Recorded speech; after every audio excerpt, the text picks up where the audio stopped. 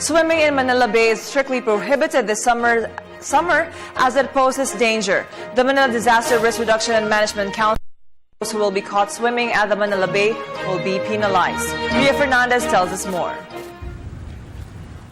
The Manila Disaster Risk Reduction and Management Council prohibits swimming at the Manila Bay due to the danger it poses to health. Based on Ordinance Number 3827, the prohibition has been implemented since 1956, which disallows those under 16 years old to swim at the Manila Bay, Pasig River, and waterways. But the enforcement of Manila Police District also includes the adults, since swimmers usually come as family. First-time violators will pay a 200 pesos fine, while a fine of 200 pesos plus an imprisonment not more than 6 months await those who will commit second and succeeding offenses. According to the reports of MPD, most swimmers are those who live on the streets who have no access to bathroom and water. But MPD and the Manila City government extend their appeal to the general public not to try swimming in the sea.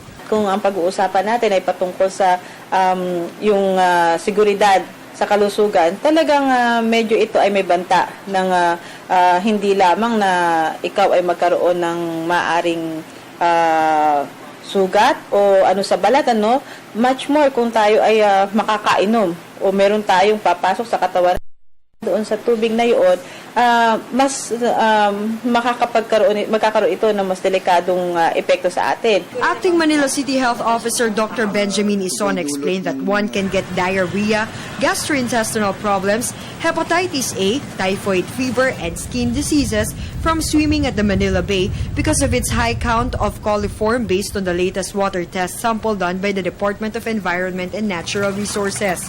That's why instead of plunging in the polluted sea, the doctor promotes the use of city's public pools to refresh this summer. Ang aming advice na lamang po ay sila po ay tumungo na lang sa aming mga city pubs.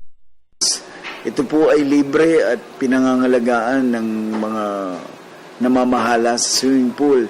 Ito po ay sa Dapitan, sa May Pedro Hill, at iba pa pong lugar namin. For the People's Television, Ria Fernandez.